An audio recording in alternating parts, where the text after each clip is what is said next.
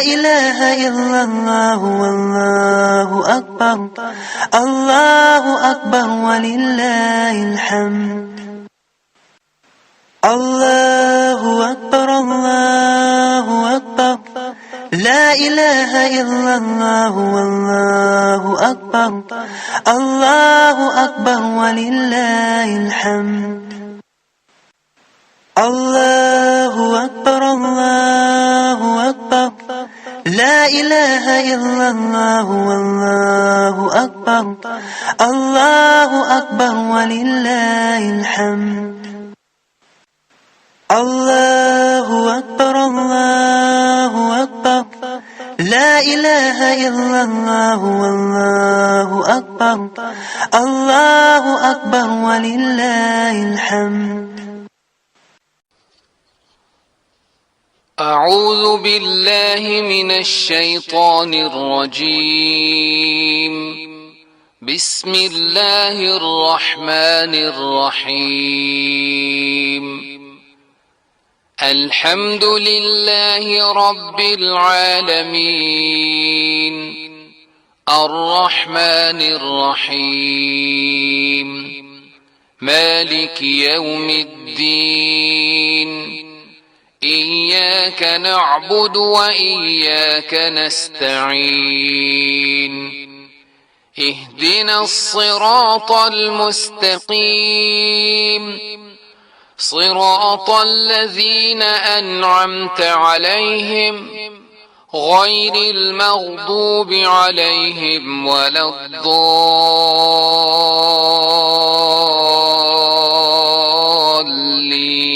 الضالين آمين نحمده ونصلي على رسول كريم أما بعد أعوذ بالله من الشيطان الرجيم بسم الله الرحمن الرحيم رب اشرح لي صدري ويسر لي أمري واحلل عقدة من لساني يفقه قولي رب زدني علما اللهم فقهنا في الدين اللهم إنا نسألك علما نافعا وعملا متقبلا ورزقا طيبا اللهم انفعنا بما علمتنا وعلمنا ما ينفعنا وزدنا علما آمين يا رب العالمين দোয়া করি যে আজকে আল্লাহ তাআলা যাদেরকে শিক্ষা লাভের উদ্দেশ্যে এখানে বসিয়েছেন তাদের সবাইকে ধৈর্য ও স্থিরতা দান করেন হে আল্লাহ এবং তাদের সেই সাহস দেন যাতে তারা এই যাত্রা সম্পূর্ণ করতে পারে আমাদের সবাইকে তৌফিক দান করুন এবং আমাদেরকে শয়তানের আক্রমণ থেকে রক্ষা করুন আজ আমরা সূরা আল ফাতিহার ভূমিকা আলোচনা করব এর ফজিলত সম্পর্কে জানব এবং প্রথম আয়াতের তাফসীর আলোচনা করব আমরা বিসমিল্লাহ এবং আউযু বিল্লাহ দিয়ে লেসন শুরু করেছি আউযু বিল্লাহি মিনাশ শাইতানির রাজিম এই দোয়াকে তাআউয বলা হয় এবং বিসমিল্লাহির রহমানির রহিমকে বাসমালা বা তাসমিয়া বলি এটি পড়া খুবই গুরুত্বপূর্ণ এবং সারাক্ষণ তাআউয এবং বাসমালা পড়া উচিত কারণ আমাদের সব সময় শয়তানের আক্রমণ থেকে রক্ষা পাওয়ার প্রয়োজন হয় শয়তান শব্দটিকে খুবই খারাপ অর্থ বহন করে তাই কখনো আপনার শিশুকে শয়তান বলবে না যদিও অনেক মা বাবা বলেন আমার ছেলে খুব শয়তান আস্তাগফিরুল্লাহ আল্লাহ ক্ষমা করুন এভাবে বলা ভুল শয়তান অর্থ খুব খারাপ আপনি বলতে পারেন যে আমার ছেলে খুব দুষ্টু কিন্তু কখনো বলবেন না যে আমার ছেলে খুব শয়তান শয়তান একটি খুব খারাপ জাত এবং বিসমিল্লাহ এই শব্দগুলো আমরা সবসময় ব্যবহার করি কিন্তু কখনোই কোনো চিঠি বা কোনো বস্তুতে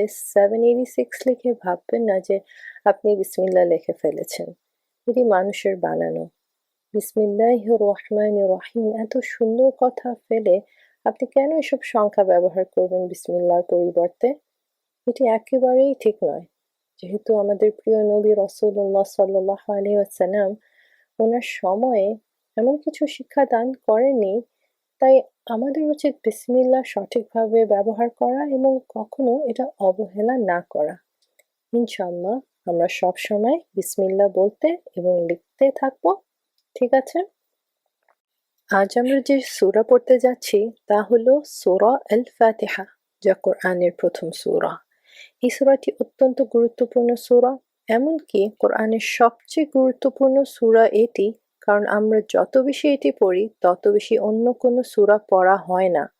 আপনি দেখুন, নামাজের প্রতিটি রাকাতে যখন পর্যন্ত সূরা ফাতিহা না পড়া হয় তখন পর্যন্ত ওই রাকাত পূর্ণ হয় না। এজন্য আপনি দেখবেন যে সুন্নাহ ও ফরজ নামাজগুলো যোগ করলে দিনে প্রায় ৩০ বার বা তারও বেশি সময় সূরা ফাতিহা পড়া হয়। যদি আপনি নফল ও সুন্নত নামাজও যোগ করেন তবে তা আরও বাড়বে এবং বছরে এর গণনা করলে আমরা প্রায় ১১,০০০ বার বা তারও বেশি সময় সূরা ফাতিহা পড়া হয়। আলহামদুলিল্লাহ। এবং প্রতিটি সময় কোথাও না কোথাও পুরো পৃথিবীতে কেউ না কেউ নামাজ পড়ছে। যদি আমাদের সময় সকাল হয় তবে অন্য কোথাও ঈশার সময় হবে, কোথাও মাগরিবের সময়, কোথাও যোহরের সময় হবে। তো সব জায়গায় মানুষ নামাজ পড়ছে, নফল পড়ছে। সুতরাং যদি অর্ধেক মুসলিমও নামাজ পড়ে তাহলে এর মানে কত লাখ, কোটি কিংবা বিলিয়ন বার সূরা ফাতিহা পড়া হচ্ছে। একটি হাদিসে বলা হয়েছে যে যে ব্যক্তি কোরআনের সূরা ফাতিহা পড়েনি তার আমাদের সাথে কোনো সম্পর্ক নেই। এর মানে হলো যে সে মুসলিমই নয় যার ফাতিহা মনে থাকে না। এটি এমন একটি সূরা যা কত ইম্পর্টেন্ট সূরা, কিন্তু আমরা অনেকেই এর অর্থ জানি না, এর মানের গভীরতা বুঝি না, এর সামান্য কিছুও জানি না যে এতে কি লেখা রয়েছে এবং এর কতটা ফজিলত রয়েছে। যদিও এটি সবচেয়ে বেশি পড়া সূরা, আমরা সাধারণত এর শুধু নাম জানি কিন্তু এর চেয়ে বেশি কিছু জানি না। তবে এটি পৃথিবীতে সবচেয়ে বেশি পড়া সূরা, এমনকি অন্য ধর্মের মানুষ বা কাফের তারাও এত বেশি কিছু পড়ে না। যদি পুরো পৃথিবী দেখেন তবে সবচেয়ে বেশি সূরা পড়া হয় তা হলো সূরা আল ফাতিহা। আমরা এত গুরুত্বপূর্ণ সূরা পড়তে যাচ্ছি, এখন এর গুরুত্ব দেখে আমাদের উচিত এই সূরাটিকে খুব মনোযোগ দিয়ে পড়া এবং শোনা। আমরা এখন বিসমিল্লাহির রহমানির রহিম পড়েছি এবং আলহামদুলিল্লাহি রাব্বিল আলামিন দিয়ে আজ শুরু করব। তবে প্রশ্ন হলো যে বিসমিল্লাহ আমরা পড়েছি তা কি সূরা ফাতিহার অংশ নাকি নয়? এই বিষয়ে আলেমদের মধ্যে ইখতিলাফ বা অমিল রয়েছে। কিছু আলেম বলেন এটি সূরা ফাতিহার অংশ, অন্যরা বলেন না, যেমন প্রতিটি সূরা বিসমিল্লাহ দিয়ে শুরু করা উচিত ঠিক তেমনি সূরা ফাতিহাও শুরু করা উচিত। সুতরাং এটি সূরা ফাতিহার অংশ নয়, বরং একটি আলাদা বিষয়। তবে বড় বড় আলেমদের মধ্যে উভয় মতই রয়েছে, তাই আমরা এই বিষয়ে কোনো মন্তব্য করব না। তবে আমরা মনে রাখব যে কিছু আলেম এটিকে সূরা ফাতিহার অংশ মনে করেন এবং তাদের মতে এটি একটি সম্পূর্ণ অংশ। তারা এরপর এটি এইভাবে ভাগ করেন যে সূরা ফাতিহায় ৭টি আয়াত রয়েছে, তাই আপনি গুনে দেখলে এতে ৭টি আয়াত পাওয়া যাবে। যারা আলহামদুলিল্লাহ দিয়ে শুরু করে তারা আনআমতা আলাইহিমে থেমে তাকে ৬ নম্বর আয়াত হিসেবে গণনা করেন, আর গায়রিল মাগদুবি আলাইহিম আয়াতটি হবে ৭ নম্বর আয়াত। এভাবে ৭টি আয়াত রয়েছে সূরা ফাতিহাতে। এটি মনে রাখবেন, কোরআন আমাদের এই বিষয়টি জানিয়ে দেয়। এখন আপনি দেখুন, কিছু সময় আপনি যখন একজন ইমামের পেছনে দাঁড়িয়ে নামাজ পড়ছেন তখন তিনি উচ্চ স্বরে বিসমিল্লাহ পড়েন, তার মানে হলো ওনার বিশ্বাস এটি সূরা ফাতিহার অংশ। আবার আপনি দেখবেন কিছু সময় ইমাম আলহামদুলিল্লাহ দিয়ে শুরু করেন এবং বিসমিল্লাহ পড়েন না, তবে এর মানে এই নয় যে তিনি বিসমিল্লাহ পড়েননি, বরং তিনি বিসমিল্লাহ নীরবে পড়েন এবং আলহামদুলিল্লাহ উচ্চ স্বরে শুরু করেন। এর মানে হলো যে তাদের বিশ্বাস এই যে সূরা ফাতিহা আলহামদুলিল্লাহ দিয়ে শুরু করা উচিত এবং বিসমিল্লাহ সূরা ফাতিহার অংশ নয়। তাই এখন আপনার এই কনফিউশন দূর হবে যে কেউ বিসমিল্লাহ দিয়ে কেন শুরু করে, কেউ আলহামদুলিল্লাহ দিয়ে কেন শুরু করে। ঠিক আছে, এই গুরুত্বপূর্ণ সূরার দিকে চলে যাই। প্রথমে আমি আপনাকে জানাবো যে এই সূরাটি কিভাবে নাজিল হয়েছিল। এটি একটি খুব আকর্ষণীয় বিষয় যে কিভাবে এই সূরা নাজিল হয়েছিল। মুসলিমের হাদিস অনুযায়ী একদিন রাসূলুল্লাহ সাল্লাল্লাহু আলাইহি সাল্লামের কাছে জিবরাইল আলাইহিস সালাম বসেছিলেন। যে সময় উপর থেকে একটি বিশাল শব্দ শোনা গেল। জিবরাইল আলাইহিস সালাম উপরে তাকিয়ে বললেন, আজ আকাশের সেই দরজা খুলেছে যা আগে কখনো খোলেনি। এরপর একটি ফেরেশতা নেমে এসে রাসূলুল্লাহ সাল্লাল্লাহু আলাইহি ওয়াসাল্লামের কাছে এসে বললেন, আপনি খুশি হন, আপনাকে দুটি আলো বা নূর দেয়া হয়েছে যা আপনি ছাড়া অন্য কাউকে দেয়া হয়নি।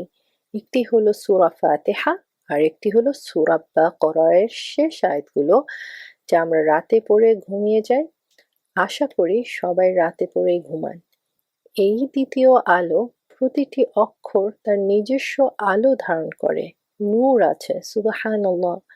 এবং কিছু রেওয়াতে এসেছে যে এই ফেরেশতাটি এমন এক ফেরেশতা ছিলেন যে আগে কখনো পৃথিবীতে আসেনি।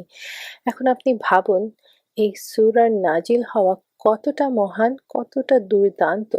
আর জিবরিল আলাইহিসসালাম এটি নিয়ে নেমে আসেননি। কিন্তু কিভাবে আল্লাহ তাআলা সূরাটিকে এত সুন্দরভাবে স্পেশালভাবে নাজিল করেছেন। আর এটি প্রথম সূরা যা পুরোপুরি একেবারে নাজিল হয়েছে। অর্থাৎ এর আগে আপনি জানেন সূরা আল আলাকের কিছু আয়াত নাজিল হয়েছিল, ইকরা বিসমি রাব্বিকাল্লাযী খলাক, আপনাদের মনে আছে নিশ্চয়ই।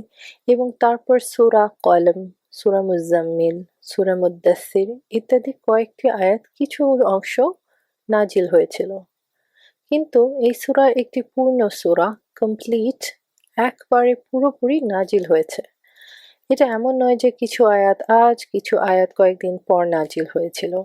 আর রাসূলুল্লাহ সাল্লাল্লাহু আলাইহি ওয়াসাল্লাম বলেছেন যে ব্যক্তি তার নামাজে উম্মুল কোরআন, যেটা হলো সূরা ফাতিহা, পড়ে না, তার নামাজ অসম্পূর্ণ।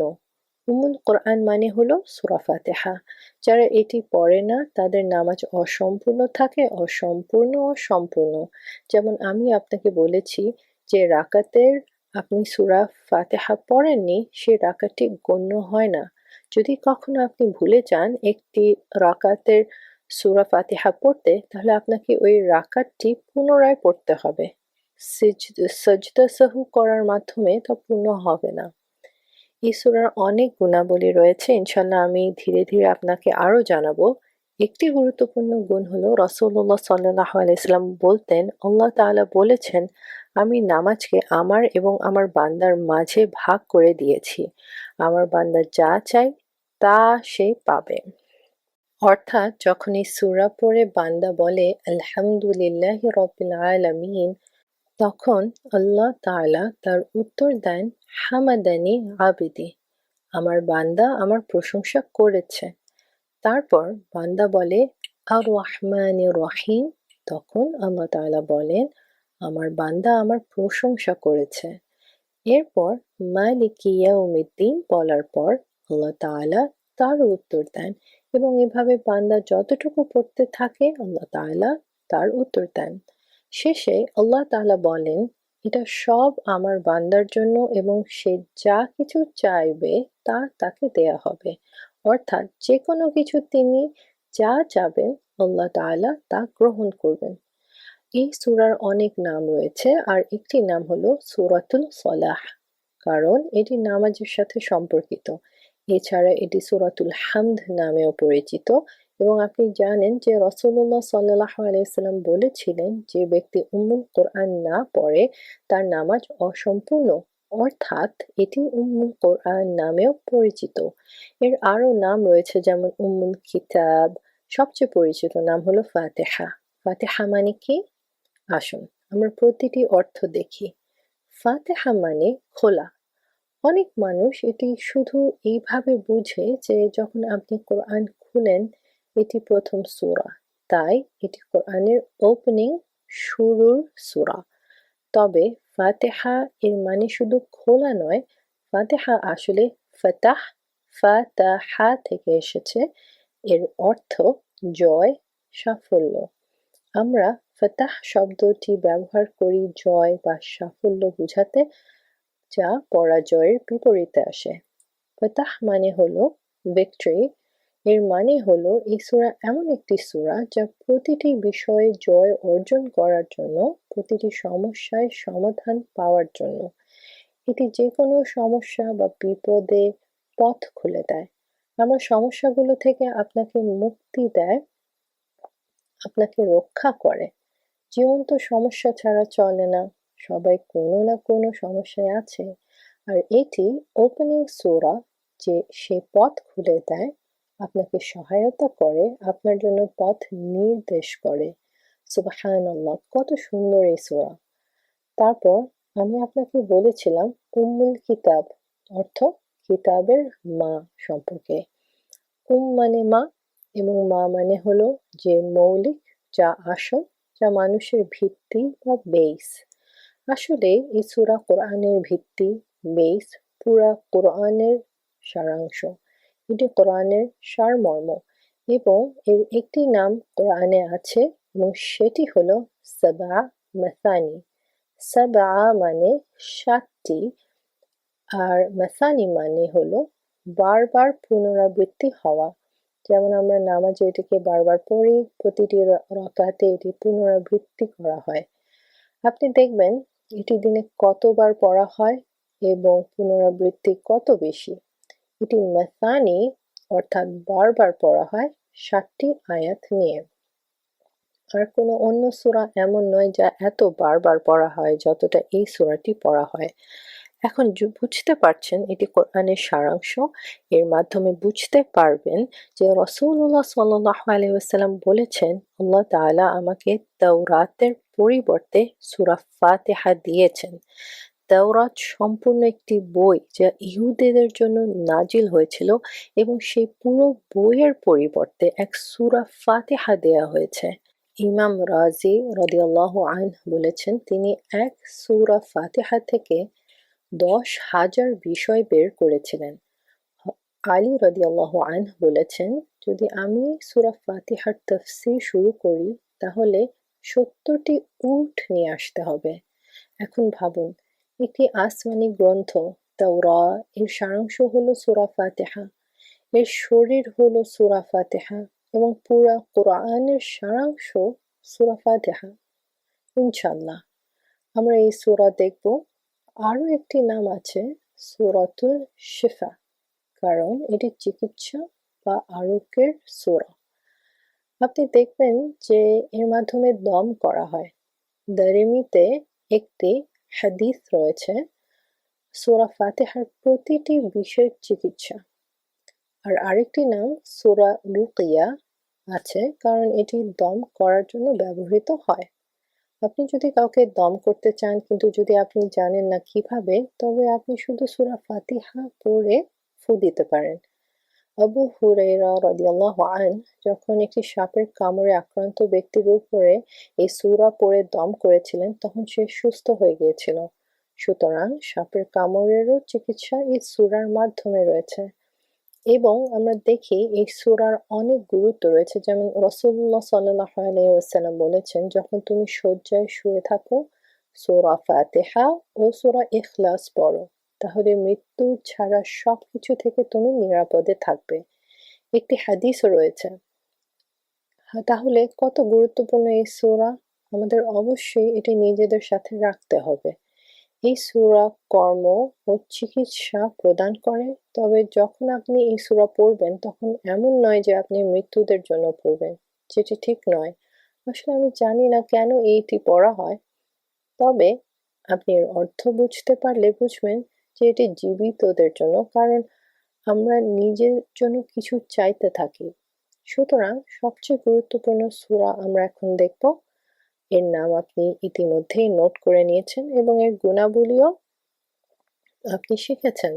কারণ যখন কিছু কিছু জিনিসের গুরুত্ব জানা যায় তখন মানুষ তা আরো মনোযোগ দিয়ে শোনে। এর মহিমাও জানলেন, যেমন এটি কিভাবে নাজিল হয়েছিল, এটি কত মহান সূরা। আজ ইনশাআল্লাহ আমরা এই সূরার কেবল প্রথম ৩টি আয়াত পড়ব এবং ৪ নম্বর আয়াতের অর্ধেক পড়ব। এবং এটি কোরআন পাকের সবচেয়ে মহত্বপূর্ণ সূরা। চিন্তা করুন, আল্লাহ তাআলা তার কালাম শুরু করার জন্য কোন সূরা বা কোন আয়াত নির্বাচন করেছেন, তা কতটা মহান হবে। আপনি ভাবুন, আমরা যখন কোনো কিছু শুরু করি তখন আমরা বলি, কোনো এমন কথা বলি যাতে শুরুতে অসাধারণ কিছু হয়। আল্লাহর কালাম কোন শব্দ বা কোন বাক্য দিয়ে শুরু হয়েছিল তা ভাবুন, তা কতটা মহান হবে। একবার রাসূলুল্লাহ সাল্লাল্লাহু আলাইহি ওয়াসাল্লাম ইমাম মালিকের কাছে একটি হাদিস বর্ণনা করেছেন যে উবাই ইবনে কাব ডেকে বলেন, মসজিদ থেকে বের হওয়ার আগে আমি তোমাকে এমন একটি সূরা বলবো যা তাওরাত, ইনজিল এবং কোরআনের মতো কোনো সূরা নেই। অর্থাৎ এমন কোনো সূরা নেই, এমনকি কোরআনেও নেই, তাওরাতেও নেই এবং ইনজিলেও নেই। আপনি কি চিন্তা করতে পারেন যে সেটা কোন সূরা? উবাই ইবনে কাব রাদিয়াল্লাহু আনহু বড় আগ্রহ নিয়ে বললেন, হে রাসূলুল্লাহ, সেটা কোন সূরা? রাসূলুল্লাহ সাল্লাল্লাহু আলাইহি ওয়াসাল্লাম বললেন, তুমি নামাজের শুরুতে কি পড়ো? তিনি উত্তর দিলেন, সূরা ফাতিহা। রাসূলুল্লাহ সাল্লাল্লাহু আলাইহি ওয়াসাল্লাম বললেন, এই সূরাই সেই সূরা, সবার সেরা। কতটা মহিমান্বিত এই সূরা! চিন্তা করুন, এর মতো আর কোনো সূরা নেই। যে কোনো সূরা, আল্লাহর সকল কালাম শ্রেষ্ঠ, তবে যেটি রাসূলুল্লাহ সাল্লাল্লাহু আলাইহি ওয়াসাল্লাম বলেছেন এটি মহৎ সূরা, তা কতটা দুর্দান্ত হবে! সুতরাং মনোযোগ দিয়ে শুনতে হবে, এই সূরার প্রতি বিশেষভাবে মন দিতে হবে। যখন আমরা ক্লাসে বসে থাকি তখন পুরো মনোযোগ দিতে হবে। সমস্ত ডিস্ট্রাকশন দূর করা উচিত, যেমন ফোন ইত্যাদি। যদি আপনি ফোন সরিয়ে রাখেন তবে এটি আপনার মনোযোগের জন্য অনেক ভালো হবে। সবচেয়ে বড় বিভ্রান্তি হলো ফোন। শয়তান সে ফোনের মাধ্যমে আমাদের বারবার ডিস্ট্রাক্ট করার চেষ্টা করে। তাই প্রথমে আপনি আউযু বিল্লাহি মিনাশ শাইতানির রাজিম পড়বেন। আমি আগেই পড়েছি, আপনিও পড়বেন। তারপর বিসমিল্লাহ পড়বেন। কোরআন হলো হৃদয়ে অবতীর্ণ, মস্তিষ্কে নয়। হৃদয়ে এবং হৃদয় থেকে হৃদয়ে পৌঁছে। তাই মনোযোগ প্রয়োজন। সাহাবীগণ যখন রাসূলুল্লাহ সাল্লাল্লাহু আলাইহি ওয়াসাল্লামের সভায় বসতেন তখন তারা এত মনোযোগ দিয়ে বসতেন যে মনে হতো তাদের মাথার উপর পাখি বসে আছে, আর যদি তারা একটু নড়াচড়া করতেন তাহলে পাখি উড়ে যেত। তারা একদম স্থির হয়ে গভীর মনোযোগ দিয়ে শুনতেন। যদি আপনার মন বিক্ষিপ্ত হয়ে যায় তবে উঠে গিয়ে ওযু করুন, আবার আউযু বিল্লাহ পড়ুন এবং তারপর বসে পড়ুন। আশা করি এই মুহূর্তে কেউ বিছানায় শুয়ে এই সূরা শুনছেন না। এখন আমরা সূরার তরজমা বা ট্রান্সলেশন শুরু করি। আউযু বিল্লাহি মিনাশ শাইতানির রাজিম। বিসমিল্লাহির রহমানির রহিম। প্রথম আয়াত হলো আলহামদু। আল মানে সকল বা সমস্ত। হামদ মানে প্রশংসা বা তারিফ। লিল্লাহ একে দুটি অংশে বিভক্ত করুন। লি প্লাস আল্লাহ লিখুন। লি মানে জন্য, লিল্লাহ আল্লাহর জন্য। রব মানে প্রভু। আল আলামিন অর্থ বিশ্বের, এটি সমস্ত জগতের জন্য। এখন আমরা তাফসীরে চলে যাই। সূরা ফাতিহা একটি ছোট সূরা, কিন্তু এর গভীরতা খুবই বিশাল, যেমন একটি বিশাল সাগর। একজন ব্যক্তি পুরো দিন ধরে প্রতিটি আয়াত নিয়ে আলোচনা করতে পারেন, তবে এর পুরো মূল্য গণনা করা সম্ভব নয়। আজকে আমরা এটি সহজভাবে দেখার চেষ্টা করব। যতটুকু আমরা আলোচনা করব আপনাকে এগুলো মনে রাখতে হবে, কারণ এগুলো পুরো কোরআনের মূল কথা। যদি আপনি এর প্রতিটি শব্দ মনে রাখেন যা আমি আপনাকে বুঝাবো, তাহলে ইনশাআল্লাহ কোরআন বুঝতে আপনাদের সহজ হবে। কোরআনে যে প্রথম শব্দটি আমরা দেখি, আল্লাহু আকবার, এটি অন্যতম শব্দ আল্লাহর কালাম শুরু করার জন্য। আর তা কি? আল হামদু। এর মধ্যে নিশ্চয়ই এমন কোনো গভীরতা আছে যে আল্লাহ এই শব্দ দিয়ে সূরা শুরু করেছেন। আসুন প্রথমে দেখি হামদ শব্দের মানে কি। এর মানে আমরা জানি প্রশংসা, কিন্তু হামদ শুধু প্রশংসা নয়, এতে কৃতজ্ঞতা এবং প্রশংসা উভয়ই রয়েছে। হামদ শব্দে আল শুকর লিল্লাহ মানে আর আল্লাহর প্রতি কৃতজ্ঞতা, এবং আল মাদহু লিল্লাহ আল্লাহর প্রতি গভীর প্রশংসা, দুটি অর্থই রয়েছে। শুকর বা কৃতজ্ঞতা কি?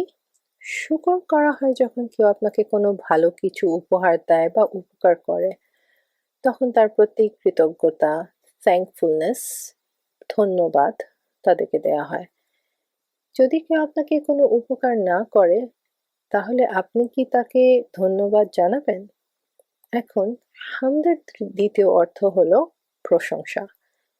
একটি কথা মনে রাখবেন, হামদকে আমরা সরাসরি এই দুটি শব্দার্থ দিয়ে পুরোপুরি প্রকাশ করতে পারবো না। হামদের মানে কৃতজ্ঞতা, থ্যাঙ্কফুলনেস, এবং প্রশংসা কমপ্লিমেন্টের চেয়েও অনেক উচ্চতরের কিছু। চলুন আপনাকে প্রশংসার অর্থ বোঝায়। মানুষ একে অপরের অনেক প্রশংসা করে। অনেকে মানুষকে খুশি করার জন্য প্রশংসা করে, ওরা আবার মিথ্যাও প্রশংসা করে।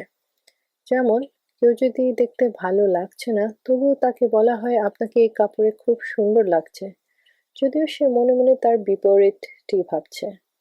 এবার যদি কোনো স্পিকার বয়ান দেয়, আমরা মনে করি এটা আমাদের দায়িত্ব যে ওনার প্রশংসা করি, আপনি খুব ভালো শিখিয়েছেন। আসলে আমরা ভাবি প্রশংসা করা জরুরি, তাই আমরা এমনই প্রশংসা করে ফেলি। আমরা এমন ভাবেই করে থাকি, তিনি যেভাবেই বয়ান দিয়ে থাকুক, মন্দ বা ভালো, এখন কিছু তো বলতেই হবে, তাই না? অনেক সময় পৃথিবীতে আপনি দেখবেন যে প্রশংসা করা হয়, অথবা অনেক সময় এমন মানুষেরাও থাকেন যারা এমনকি মিথ্যা প্রশংসা করেন। যেমন প্রায় রাজাদের সঙ্গে একটি প্রশংসাকারী দল থাকে, যারা তাদের প্রশংসা করতেই থাকে সারাক্ষণ। রাজা সাহেব, আপনার মতো কেউ নেই, এমনকি কবিতাও বলে। কিন্তু এসব সবই কেন? কারণ তারা রাজার কাছ থেকে কোনো লাভ চায়। আসলে তাদের মনে কোনো সত্যিকারের প্রশংসা থাকে না, তারা শুধু নিজের স্বার্থেই এগুলো বলে। আরও এক ধরনের প্রশংসা রয়েছে, যেখানে অন্যের কোনো কৃতিত্ব নেই, অন্যের কোনো অধিকারও নয়, অথচ তারা শুধুই প্রশংসা করছে। যেমন আপনি যদি কারোর চোখের প্রশংসা করেন, যেমন আপনার চোখ খুব সুন্দর, তবে এতে আসলে তার কোনো কৃতিত্ব নেই। সে কি নিজের চোখ তৈরি করলো? না। সে কি নিজের চোখের রং দিল? না। সে কি নিজের চোখের গঠন নিজের মন মতো তৈরি করলো? না। তাহলে তার চোখের প্রশংসা করা কিভাবে তার কৃতিত্ব হতে পারে? এমনকি এই ধরনের প্রশংসা তার কোনো অধিকারও দাবি করে না। আপনি যদি কারো চেহারার প্রশংসা করেন, অথবা তার বুদ্ধিমত্তা, জ্ঞান, ইন্টেলিজেন্স বা সম্পদের প্রশংসা করেন, তাতে তার কোনো কৃতিত্ব নেই, কারণ এসব কিছুই তার নিজের কাজ নয়। দেখুন, এগুলি কিছু ধরনের প্রশংসা যা আমি আপনাকে বলছি। হামদ হলো সুবহানাল্লাহ, সেটা এগুলোর মধ্যে কোনোটি নয়। যে প্রশংসাগুলোর কথা আমি বলেছি তাতে কোনো কিছুই নেই, না তা মিথ্যা প্রশংসা, না সেটা কাউকে চাটুকারি করতে বলা হচ্ছে, তবুও তার প্রশংসা করা হচ্ছে। এসব কিছুই নেই। তাহলে হামদ কি? কারণ প্রশংসা তো আমরা লিখে রেখেছি আলহামদের পাশে, আর প্রশংসা আমরা জীবনে অনেক করেছি। আমরা এই ধরনের প্রশংসা শুনে মনে করি হামদ হয়তো এমনই কোনো প্রশংসা হবে। এমন প্রশংসা নয়। এই হামদ কেমন প্রশংসা? যার প্রশংসা করা হচ্ছে সে সেই প্রশংসার যোগ্য, তাকে প্রশংসা করা উচিত, সে অধিকারী, এই প্রশংসা সঠিক, এতে মিথ্যে নেই, এতে বাড়িয়ে কিছু বলার নেই, এবং সে প্রাপ্য, সে এটি ডিজার্ভ করে। ঠিক আছে? এ থেকে আমরা বুঝেছি যে হামদ এবং এই যে বাকি প্রশংসা যা পৃথিবীতে হচ্ছে, এর মধ্যে অনেক বড় পার্থক্য আছে। তো আল্লাহ তাআলা শুধু এই শব্দ নিয়ে আসেননি। হামদ অনেক শক্তিশালী শব্দ। বাকি যে শব্দ আছে, প্রশংসা, প্রশংসনীয় ইত্যাদি অন্যান্য শব্দ যা আমরা ব্যবহার করে থাকি, সেগুলোর মধ্যে কিছু না কিছু মানে থাকতে পারে, এমনকি সেখানে কোনো মিথ্যা প্রশংসাও হয়ে থাকতে পারে। ওই শব্দ আল্লাহ ব্যবহার করেনি, আল্লাহ হামদ শব্দ ব্যবহার করেছেন। মানে, আল্লাহ তুমি প্রশংসার যোগ্য। তারপর আমি আপনাকে দ্বিতীয় শব্দার্থ বললাম, শুকর বা কৃতজ্ঞতা। সাধারণত আমরা বলে থাকি আলহামদুলিল্লাহ, সব শুকর বা কৃতজ্ঞতা আল্লাহর জন্য। শুকরও মনে হয় ছোট হয়ে যায় হামদের তুলনায়। শুকর করার একটা উপায় আছে, আলহামদুলিল্লাহ বলা। কিন্তু আলহামদুলিল্লাহ এর সঠিক মানে কি? আমরা বলি শুকর আল্লাহ, তা নয়। কারণ শুকর কিসের জন্য করা হয়? শুকর তখন করা হয় যখন কেউ আপনার জন্য কিছু করে, তখন আপনি তাকে ধন্যবাদ প্রকাশ করানোর জন্য আপনি তাকে কৃতজ্ঞতা প্রকাশ করার জন্য বলে থাকেন। প্রথমত আল্লাহ আমাদেরকে অনেক কিছু দিয়েছেন, কিন্তু যখন আমরা বলি আলহামদুলিল্লাহ, মানে আমরা বলছি আল্লাহ, যদিও তুমি আমাকে কিছু না দিয়ে থাকো আল্লাহ, তবু তুমি প্রশংসার যোগ্য এবং আমি তোমার প্রতি অনেক কৃতজ্ঞ। আল্লাহ, যদি তুমি আমাকে অস্তিত্ব না দিতে, আমি যদি এক্সিস্ট না করতাম উদাহরণস্বরূপ, তবুও তুমি প্রশংসার যোগ্য। শুকরের মধ্যে এটা আসে না। শুকরের মধ্যে এটা আসে যে কোনো ব্যক্তি আপনার উপর অনুগ্রহ করেছে, তার কারণে আপনি তাকে শুকর আদায় করেন। হামদে কি আছে? কেউ আপনার উপকার করেছে কিংবা নাও করেছে, তাও তার প্রতি হামদ আছে। সুবহানাল্লাহ, আল্লাহ তাআলা, আমি আছি কিংবা নাই তবুও তোমার হামদ আছে। তখন শুধু শুকর দিয়ে আমরা এটা করতে পারি না। শুকর তার একটি উপাদান হতে পারে, কিন্তু সম্পূর্ণভাবে হামদের মানে দিতে পারে না। এর মানে হলো, প্রথমত আল্লাহ তাআলা প্রত্যেকের উপকার করেন, কিন্তু উদাহরণস্বরূপ আল্লাহ যদি কাউকে সাহায্য নাও করে থাকেন, তাহলে কি আমরা আল্লাহকে কৃতজ্ঞতা জানাবো না বা তার হামদ হবে না? না, তবুও আল্লাহর প্রতি হামদ আছে। ইট ডাজ নট ম্যাটার আমি আছি কিনা, আমি কিছু পেয়েছি কিনা। প্রথমত মানুষ হওয়া, জীবন থাকা, বা প্রত্যেক আল্লাহর সৃষ্টির জন্য আল্লাহ তাকে অনেক নিয়ামত দান করেছেন। আল্লাহ আমাদেরকে সব সময় অজান্তে দিতে থাকেন, কিন্তু আল্লাহ যদি কোনো নিয়ামত বা উপহার নাও দেন, তবুও আলহামদুলিল্লাহ। আমাদের জীবনে কি হচ্ছে, আমরা কখন আলহামদুলিল্লাহ বলি? লক্ষ্য করে দেখুন, যে সময় আমরা কিছু পাই বা ভালো পাই, তাহলেই বলি আলহামদুলিল্লাহ। কিন্তু যখন কিছু ঠিক হয়নি, কোথাও কোনো গোলমাল হয়ে গেছে, কোনো সমস্যা হয়ে গেছে, আমরা কি তখনও বলি আলহামদুলিল্লাহ? বলি না। অথচ আলহামদুলিল্লাহতে কি আছে? যে আল্লাহ কিছুই দেননি, তবুও তোমার প্রতি হামদ আছে। সুবহানাল্লাহ, কত সুন্দর শব্দ আলহামদুলিল্লাহ। ইবনে কাইয়্যুম একটি খুব সুন্দর কথা বলেছেন। তিনি বলেছেন যে হৃদয় আসলে এমনভাবে তৈরি করা হয়েছে যে কোন সৌন্দর্য দেখলে মন থেকে তার প্রশংসা করতে ইচ্ছা করে। তাই যখন আমরা কোনো সুন্দর কিছু দেখি, যেমন সূর্য, চাঁদ বা কোনো সুন্দর বস্তু আমাদের সামনে আসে, আমাদের হৃদয় প্রভাবিত হয় এবং আমরা তার প্রশংসা করি। ইবনে কাইয়্যুম বলেছেন যে সৃষ্টি এত সুন্দর, তার প্রশংসা না করে থাকা যায় না। তাহলে তার সৃষ্টিকর্তা কেমন হবে? সুবহানাল্লাহ, তার রব কেমন হবে বলুন তো? এখন আলহামদ কিসের জন্য? লিল্লাহ, আল্লাহর জন্য। ঠিক আছে? এখন আলহামদুলিল্লাহ থেকে আমরা দুটি পার্টে ভাগ করি। আপনারা আল আলাদা লিখুন এবং হামদ আলাদা লিখুন। এর মাঝে প্লাস সাইন দেন, ইজ ইকুয়াল টু আল হামদ। আল এর নিশ্চয়ই কোনো মানে আছে। শব্দটি শুধু হামদুলিল্লাহ হতে পারত, কিন্তু শব্দটি হলো আল হামদু। আল এবং হামদু। আমি আপনাকে হামদের অর্থ বিশ্লেষণ করেছি, কিন্তু আলের অর্থ বলিনি। তাহলে এর মানে কি? সব ধরনের সর্বোচ্চ, সর্বশ্রেষ্ঠ। এই শব্দে আলিফের সাথে লাম যোগ হয়ে এর অর্থ হলো অল কাইন্ডস অফ, বা সব ধরনের। পরে হামদ যুক্ত হয়ে এর অর্থ হয়ে দাঁড়ালো সব ধরনের বা সব কিছুর বা সর্বশ্রেষ্ঠ প্রশংসা। তাহলে আল এবং লাম কি করেছে? আল্টিমেট, চূড়ান্ত এবং প্রতি ধরনের আনকন্ডিশনাল প্রশংসা, শর্তহীন প্রশংসা আল্লাহর জন্য। দেখুন, আলিফ লামের কারণে আলহামদু অর্থে কত পার্থক্য চলে এসেছে। আমরা বলি সব ধরনের বা সমস্ত প্রশংসা আল্লাহর জন্য। সব কোথা থেকে এসেছে? তা এই আলিফ লামের কারণে এসেছে।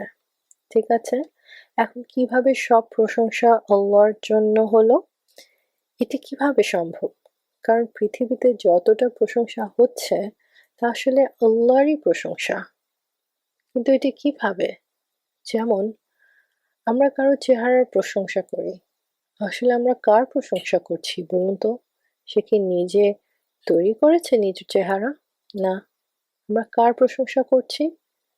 তার চেহারা আসলেই অনেক সুন্দর, কিন্তু তার রূপ কে তৈরি করেছে? আল্লাহ। তার জন্য ওই ব্যক্তির কোনো কৃতিত্ব নেই। আসল প্রশংসা এতে কার জন্য হচ্ছে? আল্লাহর জন্য। আপনি কি সুন্দর ব্রিজ দেখলেন। যদিও আমরা আল্লাহকে মনে করি নাই, কিন্তু আমরা আল্লাহকে মনে না করলেও আমরা আল্লাহকেই প্রশংসা করছি। তবে যখন আমরা সেই ব্রিজের প্রশংসা করছি, আসলে তার প্রশংসা কার জন্য হচ্ছে? কে সেই ব্যক্তিকে দক্ষতা দিয়েছে? কে তাকে এই জ্ঞান দিয়েছে যাতে সে এত সুন্দর ব্রিজ তৈরি করতে পারে? এটি সবই আল্লাহ দিয়েছেন। তাহলে আসলভাবে প্রশংসা কার জন্য হচ্ছে? আল্লাহর জন্য। আমরা ফুলকে দেখে তার প্রশংসা করি, স্টার অর্থাৎ তারার প্রশংসা করি, চাঁদের প্রশংসা করি। চাঁদের উপরে কত কবিতা লেখা হয়েছে, মানুষ কত কবিতা লিখেছে, তাকে কিসের সাথে কিসের তুলনা করা হয়েছে। এটি আসলে কার প্রশংসা হচ্ছে? এটি যে তৈরি করেছে তারই প্রশংসা হচ্ছে। চাঁদের, তারার বা সুন্দর গাছের তো কোনো কৃতিত্ব নেই। সমস্ত কৃতিত্ব তো আমার রবের, আমার আল্লাহর। বুঝতে পেরেছেন এই ব্যাপারটি? সমস্ত প্রশংসা একমাত্র আল্লাহর জন্য। সূরা আল আসরে আছে, বিসমিল্লাহির রহমানির রহিম, ওয়াল আসর ইন্নাল ইনসানা লাফি খুসর। নিঃসন্দেহে মানুষ ক্ষতিগ্রস্ত। এখানে মানুষ বলতে সব মানুষ বোঝানো হয়েছে। ইনসান অর্থ মানুষ এবং তার আগে আল, যেমন আল ইনসান অর্থাৎ সকল মানুষ, তেমন আল হামদ এসেছে, তার সমস্ত প্রশংসা একমাত্র আল্লাহর জন্য। আচ্ছা, এখন হামদে আর কি বিষয় আছে? আরবিতে একটি কথা আছে, ওয়াসফিল মাহমুদি বিকামালি মুহাব্বাতান ওয়া তা'যীমান। এখানে ওয়াসফ অর্থাৎ গুণ। এই গুণ কিভাবে বর্ণনা করা হয়? মাহমুদ অর্থাৎ যার প্রশংসা করা হচ্ছে, তার গুণাবলী কিভাবে বর্ণনা করা হয়? এটি হতে হবে কৃতিত্বের সাথে, অর্থাৎ পরিপূর্ণতার সাথে, কমপ্লিটনেসের সাথে, ভালোবাসার সাথে এবং শ্রদ্ধার সাথে। মুহাব্বাতান ওয়া তা'যীমান। মুহাব্বাতান এবং তা'যীমান দুটি শর্ত। আল্লাহর প্রশংসা আমরা কিভাবে করব? সে পারফেক্ট, একদম পারফেক্ট, আল্লাহর প্রতিটি গুণে পরিপূর্ণ। আল্লাহর যে ৯৯টি সুন্দর নাম আছে, আসমাউল হুসনা, সেখানে আল খালিক মানে তিনি সবকিছুর সৃষ্টিকর্তা, আল্লাহ আল রাজিক মানে তিনি পরিপূর্ণ রিজিক দেয়ার মালিক, আল্লাহ আল মালিক মানে তিনি সবকিছুর মালিক। সেখানে কোনো দোষ, কোনো অপূর্ণতা, কোনো ঘাটতি নেই। আল্লাহর ক্ষমতা, কুদরত, তাও পরিপূর্ণ, সম্পূর্ণ, নিখুঁত। আল্লাহ একদম পারফেক্ট, এই কথাটি খেয়াল করুন। তাই আল্লাহর প্রশংসা করার সময় ভালোবাসা, মুহাব্বত ও শ্রদ্ধা তা'যীমের সাথে প্রকাশ করতে হবে। ভালোবাসা এবং শ্রদ্ধা এখানে অত্যন্ত গুরুত্বপূর্ণ, কারণ আমরা পুরোপুরি ভালোবাসা বা শ্রদ্ধা নিয়ে তার প্রশংসা করছি। আপনি বুঝেছেন, যখন আপনি আলহামদুলিল্লাহ বলবেন, আমরা সবাই যখন আলহামদুলিল্লাহ বলবো, তা আমরা সম্পূর্ণ ভালোবাসা ও শ্রদ্ধা নিয়ে বলবো। এখন আমাদের কাছে এটি এক ধরনের রীতিগত শব্দ হয়ে গেছে, কিন্তু আসলে এর পেছনে অনেক গভীর ভালোবাসা এবং শ্রদ্ধা থাকা উচিত আল্লাহর প্রতি। কারণ প্রশংসা বা হামদ তখনই হয় যখন ভালোবাসা এবং সম্মান থাকে, মুহাব্বত এবং তাআযীম থাকে। তাহলে যখন আমরা সূরাটি শুরু করি তখন ভালোবাসা এবং সম্মানের সাথে শুরু করি, এবং আল্লাহ তাআলা কোরআনের শুরুতেই সেই ইবাদত জানিয়ে দিয়েছেন যা আল্লাহ খুবই প্রিয়, এবং সেটা হলো তার প্রশংসা করা। আল্লাহ তাআলা খুবই পছন্দ করেন যে তার হামদ করা হোক। তাই হামদ অতি গুরুত্বপূর্ণ। আমাদের সকলকে হামদ বা যেটা প্রশংসা, কিন্তু আমরা সব এখন থেকে হামদ শব্দটি উল্লেখ করব। আমাদের সকলকে হামদ করতে থাকতে হবে। যে যত বেশি আল্লাহর প্রশংসা করবে সে ততই প্রিয় হতে থাকবে, ততই আল্লাহর কাছে প্রিয় হয়ে যাবে, কারণ আল্লাহ নিজের প্রশংসা খুবই পছন্দ করেন। এর মাধ্যমে আপনি আল্লাহর ভালোবাসা পাবেন। এই কারণে নবী রাসূল সাল্লাল্লাহু আলাইহি ওয়াসাল্লামের আরেক নাম হলো আহমদ। আহমদের মানে হলো সবচেয়ে বেশি প্রশংসা করার মানব বা হামদ করার মানুষ। এর মানে হলো যে হে আল্লাহ, তুমি সকল ধরনের পূর্ণতার পারফেকশনের একমাত্র দাবিদার। এটা না যে তুমি কাউকে কিছু দিলে তবেই আমরা তোমার প্রশংসা করব, তোমার হামদ করব। হে আল্লাহ, তুমি নিজের মধ্যে এবং তোমার গুণাবলীতে এবং তোমার সত্তা সেই হামদের যোগ্য, এবং তোমার কর্ম হামদের যোগ্য। বুঝতে পেরেছেন যে আল্লাহ কোন বিষয়গুলোতে হামদের যোগ্য? এখন আমরা আল্লাহর সত্তাকে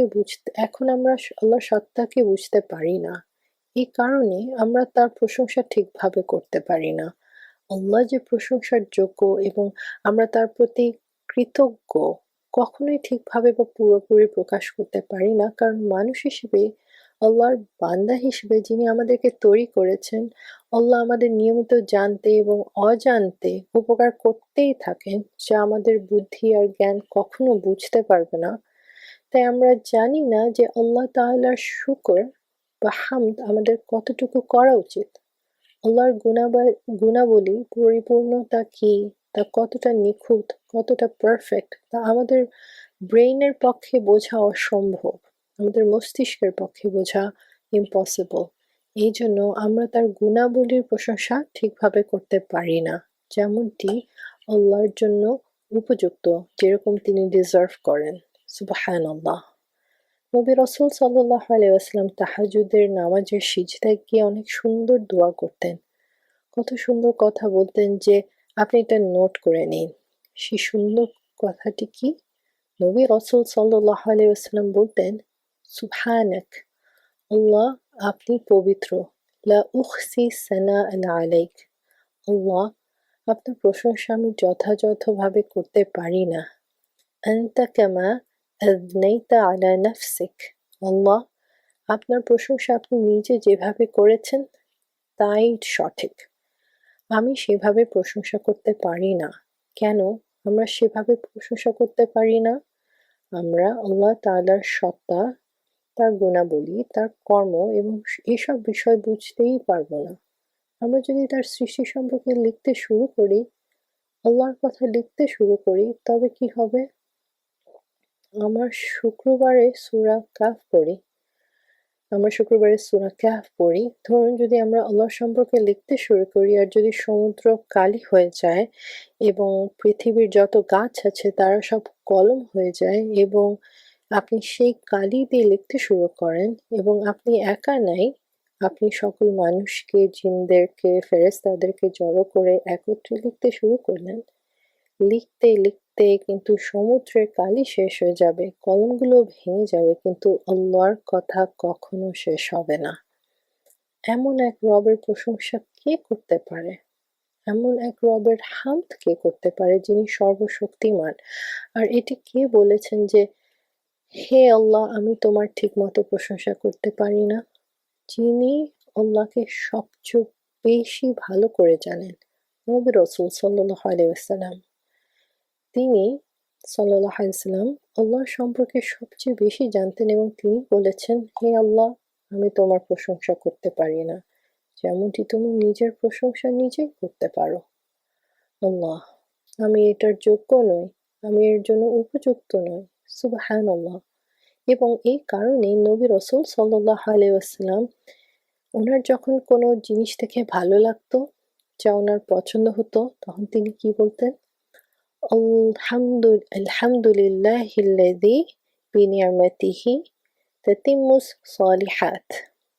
আলহামদুলিল্লাহিল্লাযী বিনি'মাতিহি তাতিম্মুস সালিহাত। সব হামদ, সব প্রশংসা এবং কৃতজ্ঞতা আল্লাহর জন্য, যার অনুগ্রহে ভালো কাজ সম্পূর্ণ হয়। এটি আল্লাহর প্রশংসা, এটি আল্লাহর হামদ। আল্লাহর নিয়ামতের মাধ্যমে সমস্ত যে কাজ আছে তা সম্পূর্ণ হয়, এবং যখন কোনো জিনিস অপ্রিয় বা কোনো কাজ মন মতো হয় না বা মনে অস্বস্তিকর লাগে, তখনও রাসূলুল্লাহ সাল্লাল্লাহু আলাইহি ওয়াসাল্লাম কি বলতেন? আলহামদুলিল্লাহিল্লাযী কুল্লি হাল। সব প্রশংসা এবং কৃতজ্ঞতা শুধুমাত্র আল্লাহর জন্য, সব পরিস্থিতিতে। এখন আমরা কি শিখেছি? আমরা শিখেছি যে যখন কোনো ভালো কিছু হয় বা আমরা কিছু ভালো পাই, তখন আমাদের আলহামদুলিল্লাহ বলা উচিত। আর যখন কিছু খারাপ বা অপ্রিয় ঘটে, যেমন শরীরে ভালো লাগছে না, তবুও আমাদের আলহামদুলিল্লাহ বলা উচিত, কারণ আল্লাহ যা করেন তা সব সঠিক। যখন বাচ্চারা বিরক্ত করছে, বাচ্চারা ঘর ময়লা করছে, সে মুহূর্তে কয়বার আমাদের মুখ থেকে আলহামদুলিল্লাহ বের হয়? কয়বার? আপনি গাড়িতে বসলেন আর গাড়ি স্টার্ট হচ্ছে না, এরকম পরিস্থিতিতে সাধারণত মানুষের মুখ থেকে কি কি শব্দ বের হয়? আমি এখানে সেই খারাপ শব্দগুলো বলতে চাই না। আর তখন স্পন্টেনিয়াসলি মানুষ রিয়াক্ট করে কি কি বলে ফেলে। আল্লাহ আমাদেরকে মাফ করুক, এই শব্দগুলো থেকে আমাদেরকে রক্ষা করুক। ঠিক আছে? এটা না হোক যে মৃত্যুর সময় মুখ থেকে শুধু ওই শব্দই বের হয়। যখন কোনো অপ্রিয় জিনিস ঘটে, তখন কি বলা উচিত? আলহামদুলিল্লাহিল্লাযী কুল্লি হাল, বা ইন্না লিল্লাহি ওয়া ইন্না ইলাইহি রাজিউন পড়তে পারেন। কিন্তু এর বাইরে অন্য কোনো শব্দ বলেন না। অপ্রিয় অবস্থায় আলহামদুলিল্লাহ বলার অভ্যাস করুন, তারপর ঠিক হয়ে যাবে ইনশাআল্লাহ। কারণ নবী আমাদেরকে এমন পরিস্থিতিতেও আলহামদুলিল্লাহ বলতে আদেশ দিয়েছেন সাল্লাল্লাহু আলাইহি ওয়াসাল্লাম। তাহলে সারাদিনই তো আমরা আলহামদুলিল্লাহ বলতে পারি, কারণ জীবনে প্রতিদিন কোনো জিনিস আমাদের জন্য ভালো অথবা খারাপ হতেই থাকে। তখন আমরা সারাক্ষণ আলহামদুলিল্লাহ বলতে পারি। সুবহানাল্লাহ। মুমিনের মুখে তাহলে তো আল্লাহর যিকির চলতেই থাকবে, তাই না? আমরা ভাবি যে কিভাবে আমরা পূর্বপুরুষেরা যখন সবসময় আল্লাহর যিকির করতেন, এভাবেই তো করতেন। তারা কোনো তাসবিহ নিয়ে সারাদিন জায়নামাজে বসে থাকতেন না। এখন আমরা আলহামদুলিল্লাহ সম্পর্কে কত কিছু শিখে ফেলেছি। এটি কত জরুরি আমাদের আজ পর্যন্ত তা জানা ছিল না। এত ইম্পর্ট্যান্ট বিষয় যে কোনো জিনিস আমাদের ভালো না লাগলেও আমরা তখনও আলহামদুলিল্লাহ বলতে পারি। আচ্ছা, তারপর দেখুন কোন কালিমা মানুষ প্রথম বলেছিলেন। জানেন সেটা কি? প্রথম কালিমা আদম আলাইহিস সালাম প্রথম মানুষ ছিলেন। আল্লাহ তাআলা প্রথমে ওনার মাটির গড়ন তৈরি করলেন, এরপর ওনার মধ্যে রূহ ফুঁকে দিলেন। যখন রূহ ওনার নাকে পৌঁছালো, তখন তিনি হাঁচি দিলেন, এবং যে প্রথম শব্দ তিনি উচ্চারণ করেছিলেন তা হলো আলহামদুলিল্লাহ। এটি ছিল ওনার ফিতরা, ওনাকে কেউ শিখিয়ে দেয়নি। অথচ আমরা সেই শব্দই ভুলে গেছি যা আমাদের পিতা আদম আলাইহিস সালাম বলেছিলেন। এখন হাঁচি দেওয়ার পরে আমরা আলহামদুলিল্লাহ বলতে ভুলেই যাই, তা ঠিক নয়। এরপর আমরা আরো শিখেছি যে পবিত্র কোরআনের প্রথম শব্দ হলো আলহামদুলিল্লাহ। এ থেকে আমরা বুঝতে পারি যে এই আলহামদুলিল্লাহ একটি অত্যন্ত গুরুত্বপূর্ণ শব্দ। এত বড় শব্দ যা আমাদের সব সময় মনে রাখতে হবে। তিরমিজির একটি হাদিসে উল্লেখিত আছে যে যখন একটি ব্যক্তির সন্তান মারা যায় তখন আল্লাহ তাআলা ফেরেশতাদের জিজ্ঞেস করেন, তোমরা আমার বান্দার সন্তান তুলে নিয়েছো? আল্লাহ নিজেই জানেন আল্লাহর আদেশেই এটি ঘটেছে, কিন্তু আল্লাহ তাআলা তবুও জিজ্ঞেস করেন। তারা বলেন, হ্যাঁ। আল্লাহ তাআলা বলেন, তোমরা তার কলিজার টুকরাকে তুলে নিয়েছো? তারা বলেন, হ্যাঁ। আল্লাহ তাআলা বলেন, আমার বান্দা তারপর কি বলেছিল? যদিও আল্লাহ সব জানেন, তাও আল্লাহ তাআলা শুনতে চান ফেরেশতাদের কাছ থেকে যে আমার বান্দা কি বলেছিল। যেমন আপনার যখন কোনো কথা শুনে খুব ভালো লাগে, আপনি সেই কথাটি বারবার শুনতে চান, ঠিক তেমনই। ঠিক তেমন ভাবেই আল্লাহ তাআলা জিজ্ঞেস করলেন, সে কি বলেছিল? তখন ফেরেশতারা বললেন, আল্লাহ, সে আপনার হামদ করেছিল এবং বলেছিল, ইন্না লিল্লাহি ওয়া ইন্না ইলাইহি রাজিউন। আমি একটু আগে কি বলেছিলাম? যখন কিছু অপ্রিয় ঘটে তখন আলহামদুলিল্লাহ এবং ইন্না লিল্লাহি ওয়া ইন্না ইলাইহি রাজিউন বলতে হয়। ইয়া আল্লাহ, যদিও অনেক খারাপ ঘটেছে তবুও আলহামদুলিল্লাহ তোমার জন্য। এবং আল্লাহ তাআলা এর জবাবে কি বলেন? এটি আমাদের জানা অত্যন্ত জরুরি, যাতে আমরা জানতে পারি যে যখন এমন কিছু ঘটে আর আমরা আলহামদুলিল্লাহ বলি এবং ইন্না লিল্লাহ পড়ি, তখন আল্লাহ তাআলা তার জন্য কত বড় পুরস্কার রেখেছেন। আল্লাহ তাআলা বলেন, আমার বান্দার জন্য জান্নাতে একটি ঘর তৈরি করো এবং তার নাম কি রাখো? বেইতুল হামদ, হামদের ঘর। কেন? কারণ যখন তার উপর বিপর্যয় পড়েছিল তবুও সে কি বলেছিল? আলহামদুলিল্লাহ, সুবহানাল্লাহ। আপনি কি জানতেন যে এই শব্দগুলি কতটা প্রিয়? নবী রাসূল সাল্লাল্লাহু আলাইহি ওয়াসাল্লাম কি বলেছেন? যে ব্যক্তি খাবার খাওয়ার পরে বলে, আলহামদুলিল্লাহিল্লাযী আত'আমানি হাযা ওয়া রাযাকানি মিন গায়রি হাওলিন মিন্নি ওয়ালা কুওয়াহ। এই দোয়ার মানে কি? সমস্ত হামদ আল্লাহর জন্য। আমি প্রশংসা বলবো না, কারণ আপনি যদি হামদ শব্দের গুরুত্ব বুঝেন তাহলে বুঝবেন যে আল্লাহর হামদ কত বিশাল এক ব্যাপার। দোয়াটির অর্থ হলো যে সকল হামদ আল্লাহর জন্য, যিনি আমাকে এই খাবার দিয়েছেন এবং আমার কোনো শক্তি বা সামর্থ্য ছাড়াই আমাকে এই রিজিক দান করেছেন। এই দোয়া শুনে আল্লাহ কি জবাব দিয়েছেন? তার জন্য কি সুসংবাদ আছে? আর সমস্ত পূর্ববর্তী পাপ মাফ করা হবে। এটি তিরমিজির একটি হাদিস। আমরা কতবার খাবার খাই কিন্তু প্রায় আলহামদুলিল্লাহ বলতে ভুলে যাই। এখন কোন কোন সময় আলহামদুলিল্লাহ বলতে হয়? সাধারণত সব সময় বলা উচিত, তবে বিশেষ কিছু সময় আছে যখন তা বলা উত্তম। নবী রাসূল সাল্লাল্লাহু আলাইহি ওয়াসাল্লাম বলেছেন, যখন তোমাদের মধ্যে কেউ কোনো ভালো স্বপ্ন দেখে তা আল্লাহর পক্ষ থেকে এসেছে, তাহলে যখন আপনি ভালো স্বপ্ন দেখেন আপনি কি বলবেন? আলহামদুলিল্লাহ। ঠিক আছে? যখন আপনি ভালো স্বপ্ন দেখবেন তখন আপনি উঠে কি বলবেন? আলহামদুলিল্লাহ। এবং তদ্রূপ নবী রাসূল সাল্লাল্লাহু আলাইহি ওয়াসাল্লাম বলেছেন, যখন তোমাদের মধ্যে কেউ হাঁচি দেয় তখন বলো আলহামদুলিল্লাহ। এবং যখন কেউ ঘুম থেকে ওঠে, আপনি জানেন তো ঘুম থেকে জেগে ওঠার দোয়া, আলহামদুলিল্লাহিল্লাযী আহইয়ানা বা'দামা আমাতানা ওয়া ইলাইহিন নুশুর। এতে কি আসে? আলহামদুলিল্লাহ, সমস্ত হামদ আল্লাহর জন্য, যিনি আমাদেরকে মৃত্যুর ঘুমের পরে জীবন দান করেছেন এবং তার কাছেই আমাদের ফিরে যেতে হবে। ঠিক আছে?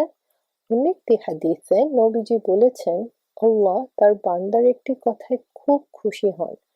যখন সে কিছু খায় তখন আল্লাহর হামদ করে এবং যখন কিছু পান করে তখনও আল্লাহর হামদ করে।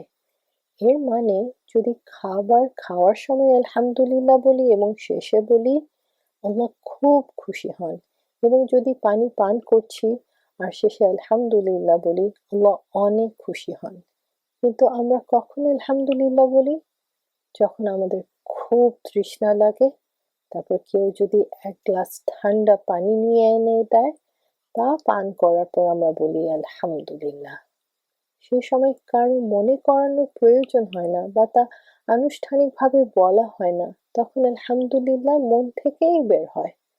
কিন্তু বাকি সময় আমরা পানি খেতেই থাকি, কিন্তু কখনো আলহামদুলিল্লাহ বলি না, এবং আমরা কখনো ক্ষুধা অনুভব করি না, কারণ সবসময় আমরা খেতে থাকি। তাই আলহামদুলিল্লাহ মন থেকে বের হয় না। যদি খুব তীব্র ক্ষুধা লাগে, তবে খাবার খেলে বোঝা যায় যে আল্লাহ তাআলা কত বড় খাওয়ার নিয়ামত দান করেছেন, তখন ঠিকই আলহামদুলিল্লাহ মন থেকে বের হয়। এবং যখন আমরা আল্লাহ তাআলার শুকর আদায় করি, তখন আমরা তো আল্লাহকে থ্যাংক ইউ বলি না। এটা একটি অজ্ঞতার কথা। যে মানুষদের কোনো জ্ঞান নেই তারাই এই ধরনের কাজ করে, থ্যাংক ইউ আল্লাহ না। এর মানে হলো তার কোনো ইলম নাই, জ্ঞান নেই। যখন আমরা আল্লাহর শুকর করি, তখন আমরা তাকে জাযাকাল্লাহ বলি না, এটাও অজ্ঞতার কথা। জাযাকাল্লাহ তো আমরা মানুষের জন্য বলি, আল্লাহ তাকে উত্তম প্রতিদান দিন, আমরা তাদের প্রতি কৃতজ্ঞতা প্রকাশ করি। কিন্তু আল্লাহর প্রতি কৃতজ্ঞতা প্রকাশ করতে আমরা কি বলি? আমরা বলি আলহামদুলিল্লাহ, ঠিক আছে? এবং যখন আমরা আলহামদুলিল্লাহ বলি কোনো নিয়ামত পাওয়ার পর, তখন আল্লাহ তাআলা সেই নিয়ামতের চেয়ে উত্তম নিয়ামত প্রদান করেন, সেই নিয়ামতের হেফাজত করেন এবং আরো বেশি দেন। এবং এই তৌফিক পাওয়া, যে মানুষ আলহামদুলিল্লাহ বলতে পারে, এটাও খুব বড় তৌফিক এবং বড় নিয়ামত। যে মানুষকে আলহামদুলিল্লাহ বলার তৌফিক দেয়া হয়, তার জন্য এটি একটি বিশাল নিয়ামত। তবে যেন মন থেকে বলা হয়, ভালোবাসার সাথে, মুহাব্বতের সাথে এবং সম্মানের সাথে, তাআযীমের সাথে। কারণ আলহামদুলিল্লাহ ভালোবাসা ও সম্মানের সাথে বলা উচিত। এমন নয় যে মানুষ মুখে আলহামদুলিল্লাহ বলল, কিন্তু মনে আল্লাহর প্রতি হাজারো অভিযোগ, অভিমান ও অপছন্দ জমে আছে। কেন এমন হলো, কেন এটা ঘটলো? এভাবে বললে আল্লাহর প্রতি যথাযথ সম্মান প্রকাশিত হয় না। তাহলে আল্লাহর প্রশংসা ছাড়া যদি মানুষ নিজের প্রশংসা করতে শুরু করে, এটি আল্লাহ পছন্দ করেন না। যে বলে আমাদের পরিবার এমন, আমরা তেমন, আমাদের ভেতরে এই গুণ, আমাদের ভেতর ওই গুণ, এগুলো কোনো পছন্দনীয় কথা নয়। আল্লাহ এবং তার রসূলের কাছে এটি অপছন্দনীয়। প্রশংসার যোগ্য কেবল আল্লাহর সত্তা। মানুষ নিজের প্রশংসা কিভাবে করতে পারে যখন সবকিছুই আল্লাহ তাকে দিয়েছেন? সুতরাং প্রশংসা তো আল্লাহরই হওয়া উচিত, তাই না? আর কত নিয়ামত দিয়েছেন আল্লাহ আমাদের।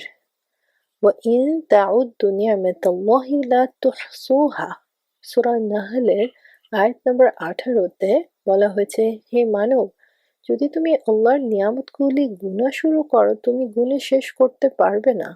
তাহলে শুকর কিভাবে আদায় করবে? দিন রাত তুমি আলহামদুলিল্লাহ বললেও শুকর পূর্ণ হবে না। এই কারণে দাউদ আলাইহিসসালাম আল্লাহ তাআলাকে ভালোবেসে বলেছিলেন, হে আল্লাহ, আমি তো আপনার একটি নিয়ামতেরও শুকর আদায় করতে পারবো না। অসংখ্য অগণিত নিয়ামতের শুকর কিভাবে করব? আমি তো আপনার শুকর আদায় করতেই পারি না, একটি নিয়ামতেরও নয়। তখন আল্লাহ তাআলা কি বললেন? হে দাউদ, যখন তুমি বুঝলে যে তুমি আমার শুকর আদায়ই করতে পারো না, এটাই তো তোমার শুকর আদায়। মানুষের তো শক্তিই নেই আল্লাহর পূর্ণ শুকর করার। আলহামদুলিল্লাহর মধ্যে আরেকটি কথা আছে। আল্লাহ তাআলা সূরাতে আমাদেরকে বলেননি যে আল্লাহর জন্য হামদ করো, তিনি আদেশ দেননি, বরং কি বলেছেন? আলহামদুলিল্লাহ, সমস্ত হামদ আল্লাহর জন্যই। যদি আল্লাহ আদেশ দিতেন আল্লাহর জন্য হামদ করো, তাহলে কি হতো? এটা হতো একটি আদেশ, কেউ পালন করত, কেউ করত না, ঠিক? আল্লাহ তাআলা আদেশ দেননি, কারণ আল্লাহর কারো প্রয়োজন নেই, তিনি কারো উপর নির্ভরশীল নন। আপনি প্রশংসা করেন বা না করেন, তবু এতে ওনার কোনো প্রভাব পড়ে না। আপনার হামদ করার উপর আল্লাহর প্রশংসা নির্ভর করে এমন নয়, তিনি কারো উপর নির্ভরশীল নন। দ্বিতীয়ত, আল্লাহ তাআলা এখানে আলহামদুলিল্লাহ শব্দটি এনে দিয়ে যা বোঝাতে চেয়েছেন তা হলো, আমি আপনাকে আরবিক গ্রামার শেখাচ্ছি না, কিন্তু একটু বোঝালে সৌন্দর্যতা আরো প্রকাশ পাবে। যখন আলিফ লাম কোনো শব্দের সাথে লাগে তখন সেটি ইসম, বিশেষ্য বা নাউন হয়। সবাই জানে নাউনে কোনো সময় বা কাল নেই। ফেইল ক্রিয়া যেটা সময় কাল থাকে, যেমন অতীত, বর্তমান, ভবিষ্যৎ। ফেইলে সময় থাকে, ইসমে সময় থাকে না, মানে ভার্বে সময় থাকে, নাউনে সময় থাকে না। আল্লাহ এই শব্দে ফেইল আনেননি। তিনি বলেননি নাহমাদুহু, আমরা প্রশংসা করি, তা বলেননি, কারণ ফেইল সাময়িক, কিন্তু নাউন ইসম স্থায়ী। ফেইল সাময়িক কেন? কারণ সেটা অতীতে হয়, না হয় বর্তমানে বা ভবিষ্যতে, কিন্তু ইসম কি? স্থায়ী। তো আল্লাহর প্রশংসা স্থায়ী, তিনি প্রশংসার যোগ্য। কেউ প্রশংসা করুক বা না করুক, এতে তিনি কোনোভাবে প্রভাবিত হন না, কারণ তার সত্তা স্বয়ং মহিমাময়। তিনি প্রকৃত অর্থে প্রশংসার অধিকারী। তিনি কারো প্রশংসার জন্য অপেক্ষা করে থাকেন না। বুঝতে পারলেন কেন ফেইল, যেটা হলো ক্রিয়া বা ভার্ব, আনা হয়নি, বরং ইসম, বিশেষ্য বা নাউন আনা হয়েছে?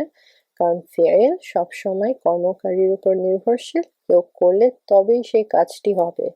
যেমন আমরা বলি খাদ্য রান্না করেছি, তখন জিজ্ঞেস করা হবে কে করেছে।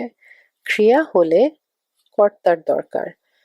যদি এখানে বলা হতো আমরা আল্লাহর হামদ করি, তাহলে সবকিছু আমাদের উপর নির্ভরশীল করত।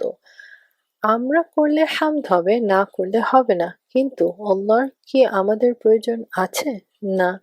তাই এখানে মূল সত্যটি হলো, যেটা ফ্যাক্ট, সেটা হলো সমস্ত প্রশংসা শুরু থেকে এবং চিরকাল আল্লাহরই জন্য। এরপর চলুন আমরা আসি লিল্লাহ শব্দে। এই আয়াতটি আলহামদুলিল্লাহি রব্বিল আলামিনের বদলে যদি আয়াতটি হতো আলহামদুলি রব্বিল আলামিন, তাও হতে পারত। বিসমিল্লাহ এ তো আল্লাহর নাম আগে থেকে এসেছে, কিন্তু এখানে আলহামদুলি রব্বি নয়, আলহামদুলিল্লাহ এসেছে, কারণ আল্লাহর নাম শুধু আল্লাহর জন্যই, অন্য কারো জন্য নয়। না কোনো ভগবান বা ঈশ্বর, না জাকারিয়া আলাইহিস সালাম, না ঈশ্বর বা যিশু, অন্য কারোর জন্য নয়। তাদের মধ্যে কেউই আল্লাহ নয়। সব প্রশংসা আল্লাহরই জন্য। এবং আমি আপনাকে বলেছিলাম আল্লাহর নাম আল্লাহ তার ব্যক্তিগত নাম, এটি তার গুণের নাম নয়, এটি তার ব্যক্তিগত নাম। যদি আল্লাহর নাম না বুঝে থাকেন তাহলে কি বুঝলেন? তাহলে আপনি কাকে মানেন? আমার ঈশ্বরকে, আমার রবকে, আমার রাজিককে, আমার মালিককে, আমার স্রষ্টাকে? সবকিছুর উত্তর হলো আল্লাহ। তাহলে আল্লাহ শব্দ না বুঝলে তাহলে কি বুঝলেন? সারা জীবন কেটে গেল, ঠিক আছে, কিন্তু আল্লাহ শব্দের অর্থ বুঝলেন না। আলী হাই আলাই ইয়ালাহু এর মানে কি? হতবাক হয়ে যাওয়া, সেই সত্তা যা হতবাক করে। আলী এর আরেকটি অর্থ হলো গড় গড় করা, অর্থাৎ হাহাকার করে কাঁদা, যার সামনে পুরো দুনিয়া কাঁদে। আর একজন তার দুঃখ সমস্যার জন্য তার সামনে কাঁদে। আলাহা এর অর্থ হলো শান্তি, সুকুন, অর্থাৎ যার সত্তা বা যার উল্লেখ শান্তি দেয়। মানুষ অশান্ত হয় তখন শুধুমাত্র তার উল্লেখের মাধ্যমেই শান্তি পায়। লা ইয়ালিহু এর অর্থ হলো উচ্চ হওয়া, অর্থাৎ সেই সত্তা যা সমগ্র সৃষ্টির উপরে আল্লাহর আরশে, আকাশের সিংহাসনে প্রতিষ্ঠিত। এবং লাহা ইয়ালুহু এর অর্থ হলো লুকানো, গোপন, সেই সত্তা যাকে কেউ দেখতে পারে না। এখন মানুষ কি বানিয়েছে?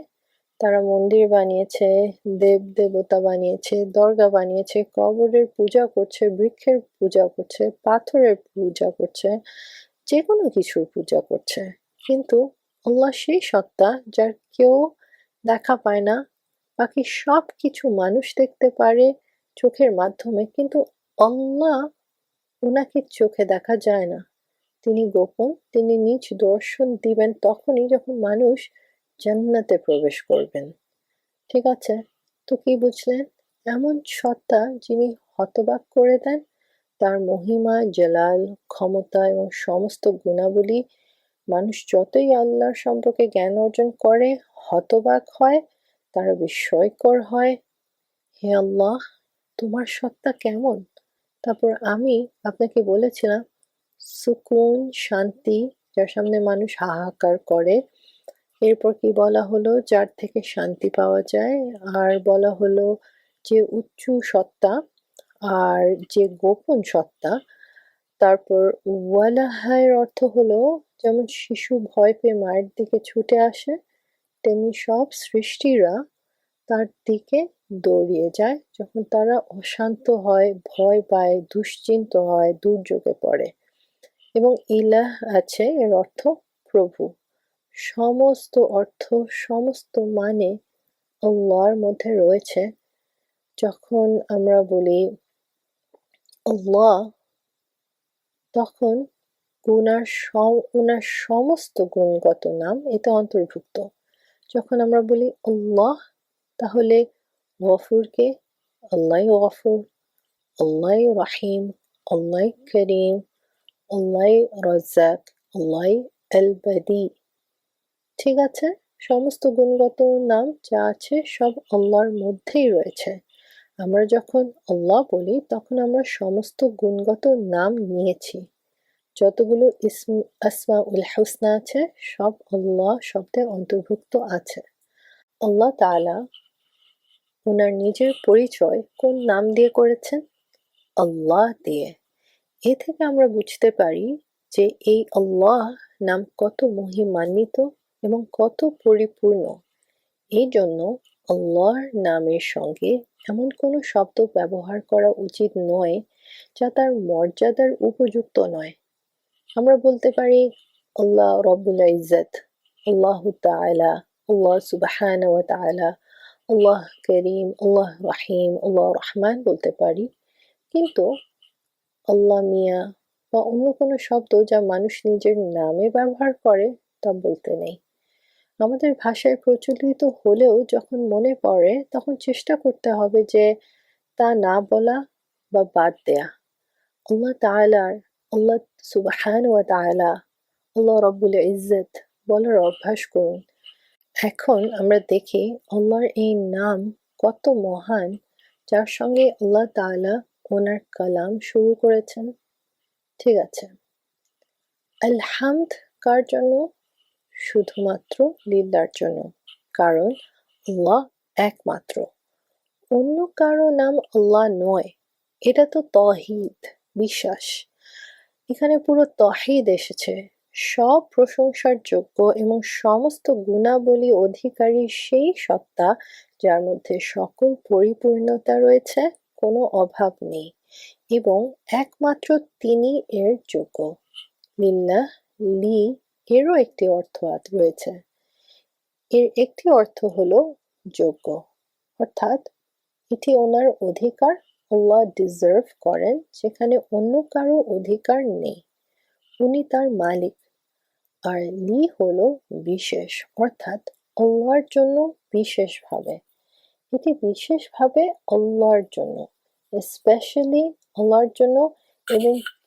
এবং কিসের জন্য আল্লাহ স্পেসিফিক্যালি যোগ্য? ওনার হামদের জন্য।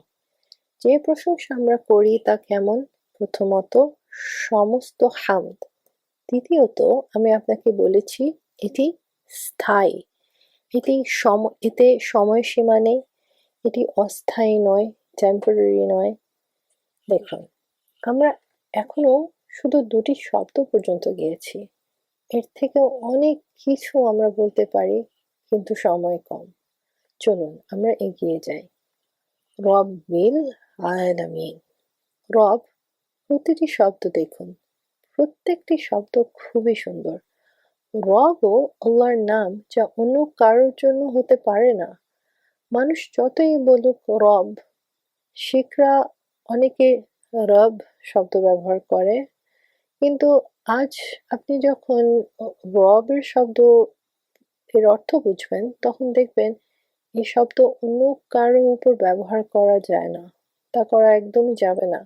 কারণ যে অর্থ এর মধ্যে রয়েছে তা অন্য কারোর জন্য উপযুক্ত নয়। যদি সেই গুণাবলী না থাকে, তবে রব অন্যদের জন্য কিভাবে ব্যবহার করা যায়? প্রথম অর্থ রবের হলো, এটি আপনি লিখে রাখুন, মালিক, মাস্টার। ঠিক আছে? মালিক কিভাবে? যখন আমরা মালিক বলি, মাস্টার বলি, তখন সঙ্গে সঙ্গে অন্য কারোর কল্পনা আসে। দাসের, মালিক আর দাস। যেমন ধরুন, আমরা বলি স্ত্রী, তখন স্বয়ংক্রিয়ভাবে কি বোঝায়? স্ত্রী মানে তার স্বামী আছে। ঠিক আছে? মা, এটি মা, তখন বোঝায় তার সন্তান আছে। ঠিক আছে? তাই যখন বলি মালিক, তখন বোঝায় তার কোনো দাস বা বান্দা বা গোলাম আছে। প্রথমত এই বিষয়টি ভালোভাবে বুঝে নিন যে আল্লাহ যিনি রব, তার কোনো দাস আছে, এবং সেই দাস গোলাম কারা, বান্দা কারা। মানুষকে বুঝতে হবে, যখন আমি বলি আল্লাহ আমার রব, অর্থাৎ আমার আল্লাহ তাআলা, এরপর রব্বুল আলামিন, রহমান রাহিম, মালিক ইয়াউমিদ্দিন, এই চারটি আল্লাহর গুণাবলী এই সূরায় রয়েছে। এখন বোঝা গেল আল্লাহকে, আল্লাহর পরিচয় দিন। যাকে আপনি বলেছেন সে সমস্ত হামদের যোগ্য, তাহলে সেই আল্লাহকে? তখন আপনি বলবেন তিনি আল্লাহ, যিনি রব্বুল আলামিন, যিনি রহমান, যিনি রাহিম, যিনি মালিক ইয়াউমিদ্দিন। এটি আল্লাহর পরিচয়। যখন আপনি বলবেন রব, তখন বুঝলেন রবের অর্থ মালিক বা প্রভু। প্রথমেই আপনাকে বোঝানো হলো যে যখন আপনি আল্লাহকে আপনার মালিক মেনে নিলেন, অর্থাৎ আপনি তার গোলাম বা দাস। এবং এটি আমরা পুরো জীবনে বুঝতে পারলাম না। আমরা কারো দাস, আমরা স্বাধীন নই। দাস কি? তার নিজের ইচ্ছা নেই। দাসদের শর্তাবলী থাকে না, তারা প্রশ্ন করতে পারে না যে আপনি কেন এটি করতে আদেশ দিলেন। না, তাদের কোনো ইচ্ছা নেই। মালিক যা নির্দেশ দেবে, গোলাম, বান্দা বা দাস তাই করবে। প্রথম আয়াতে আপনাকে মানতে হবে যে আমরা দাস, কারণ আল্লাহ রব্বুল আলামিন। আলামিন কি? জগৎ। জগতে কি আছে? সমস্ত কিছু। এই শব্দে অনেক বড় ব্যাখ্যা দেওয়া যায়, তবে একটি শব্দে বলি, আলাম মানে জগতের সমস্ত যা কিছু রয়েছে আল্লাহ ছাড়া। এখন গোনা শুরু করেন, আল্লাহ ছাড়া কি কি আছে? অনেক কিছু আমরা জানি, অনেক কিছু জানি না। আমরা জানি না অন্য গ্রহে কি আছে, কোন প্রাণী আছে নাকি নাই। মানুষ যারা দূরের নক্ষত্র থেকে প্রাণীর সন্ধান করতে চায়, যাকে তারা এলিয়েন বলে থাকে, আমরা অনেক কিছু জানি না। আমরা ফেরেশতাদের সম্পর্কেও বেশি কিছু জানি না। তাদের সংখ্যা কত, কোথায় আছে, এই মুহূর্তে কতজন এখানে আছে, তারা উপরে নিচে কোথায় যাচ্ছে, আমরা কিছুই জানি না। এরপর এই পৃথিবী যেখানে আমরা বসবাস করি, সেখানে কত সৃষ্টি রয়েছে তাই আমাদের জানা নেই। এখন বিজ্ঞানীরা কিছুটা জ্ঞান পেয়েছেন, আমরা সাধারণ মানুষ তাদের সেই জ্ঞানও নেই। বিজ্ঞানীরা তাও কিছু জানে, সাধারণ মানুষদের তো সেই তুলনায় তেমন কিছু তারা জানেন না। ঠিক আছে? সমুদ্রের নিচে কত সৃষ্টি রয়েছে, প্রতিদিন নতুন আবিষ্কার হচ্ছে। ডিসকভারি চ্যানেল, ন্যাশনাল জিওগ্রাফি ইত্যাদি বিভিন্ন চ্যানেলে যদি আপনারা দেখুন, তখন আপনারা দেখবেন যে নতুন নতুন জীব প্রায় আবিষ্কার হচ্ছে। তারা এমন কিছু দেখায় যা মানুষের বুদ্ধিকে অবাক করে দেয় যে হে আল্লাহ, এটি তুমি সৃষ্টি করেছ। আমরা সাধারণত ভাবি আল্লাহর সৃষ্টি শুধু পৃথিবীতে, যা শুষ্ক ভূমিতে আছে, যা চিড়িয়াখানায় দেখি, যা শিশুদেরকে দেখানো হয়, প্রাণী পাখি। কিন্তু শুধু তাই নয়, শুধু শুষ্ক ভূমিতেই দেখেন, সমুদ্রের কথা তো বাদই দিলাম, যদি আপনি ভূমিতে খুঁজে দেখেন আপনি আল্লাহর সৃষ্টি দেখে অবাক হয়ে যাবেন। সমুদ্রের নিচে কত জীবজন্তু রয়েছে। পৃথিবীর 2/3 পানি, পানির নিচে জীবজন্তু আরো বেশি। সমুদ্রের গভীরতা এত বেশি যে পাহাড়ও এর মধ্যে দাঁড়াতে পারবে। সেই কারণে আল-আমিন বলা হয়েছে। এক একটি জিনিসের নাম নেয়ার প্রয়োজন নেই। যদি প্রত্যেকটা জিনিসের নাম কোরআনে উল্লেখ করা হতো তবে পুরা কোরআন কেবল জিনিসের নামে ভরে যেত। তাই আল-আমিন বলা হয়েছে, যেখানে সমস্ত জগতের মধ্যে এক একটি জগতের নাম নেয়া যায়। যেমন পাখিদের একটি জগৎ আছে, পিঁপড়ার একটি জগৎ আছে, কাকদের একটি জগৎ আছে, শালিকদের এক জগৎ আছে। আমি তো সব পাখিদের নামও জানি না। পাখিদের মধ্যে অগণিত প্রজাতি আছে। আমরা অনেক সময় আমাদের ইয়ার্ড, বাগান, ছাদে পাখি দেখি। মাঝে মাঝে এমন পাখি দেখি যা কখনো দেখিনি। দুনিয়াতে প্রতিটি প্রজাতির একটি জগৎ রয়েছে। যেমন টিয়া, তোতা পাখির একটি জগৎ আছে, অনেক ধরনের কীট পতঙ্গ আছে, অনেক ধরনের প্রাণী আছে, সিংহদের একটি জগৎ আছে, বানরের একটি জগৎ আছে, সাপদের একটি জগৎ আছে, এবং তারপর মানুষের একটি জগৎ আছে। মানুষের ত্বক বিভিন্ন রঙের হয়ে থাকে। জিনদের এক জগৎ আছে, ফেরেশতাদের এক জগৎ আছে, এবং এরপর আল-আমিন, যা আলিমের বহু বচন, আরবিতে ওয়াবিল উকুল মানে বুদ্ধিমত্তার অধিকারী বা যারা বুদ্ধি বা বোধশক্তি ধারণ করে। সাধারণত 3টি জাতি, মানুষ, জিন এবং ফেরেশতাদেরকে বলা হয় ওয়াবিল উকুল। কিন্তু এখানে কেন সব প্রজাতিকে এর মধ্যে অন্তর্ভুক্ত করা হয়েছে? কারণ যারা বুদ্ধিমতী তারা শ্রেষ্ঠ, এর মধ্যে মানুষ সবার শীর্ষে থাকে, এবং তারপর অন্যান্য বুদ্ধিমত্তা সম্পন্ন প্রাণী, তারপর বাকি অন্যান্য সমস্ত প্রাণী, জীবজন্তুকেও বোঝানো হয়। আসলে সমস্ত জগতের প্রতিটি জিনিসের এক একটি জগৎ আছে। পাথরের, গাছের, তারা, গ্রহের সবকিছুরই নিজস্ব জগৎ রয়েছে। এখন চিন্তা করুন, আমি যে প্রথমে আপনাকে বলেছিলাম জগতের সকলের মালিক, তাদের সবার সর্দারকে আল্লাহ, এবং সকলে আল্লাহর গোলাম। আপনি আল্লাহর দাস। আপনার এই অবস্থান বুঝতে হবে যে এই শব্দ সহজ হলেও এর গভীরতা ও প্রশস্ততা আমাদের বুদ্ধির ধারণ করা সম্ভব নয়। It's beyond our imagination. আমরা এর ডেপথ বুঝতেই পারবো না। এরপর যখন আমি আপনাকে আল্লাহর কিছু গুণাবলী বলবো, আপনি সেগুলোকে আল-আমিনের সঙ্গে মিলিয়ে বুঝতে হবে, যাতে বুঝতে পারেন যে আল্লাহকে শুধু রব্বুল ইনসান বলা হয়নি। এই সীমিত ধারণায় তাকে বন্দী করবেন না, তাকে ছোট করবেন না। শুধু এটি বলবেন না যে আল্লাহ আমার রব্বুল ইনসান, আমি ওনার দাসী, ব্যাস এখানে শেষ নয়। জগতের প্রত্যেকটি অস্তিত্ব আল্লাহর দাসী বা গোলাম।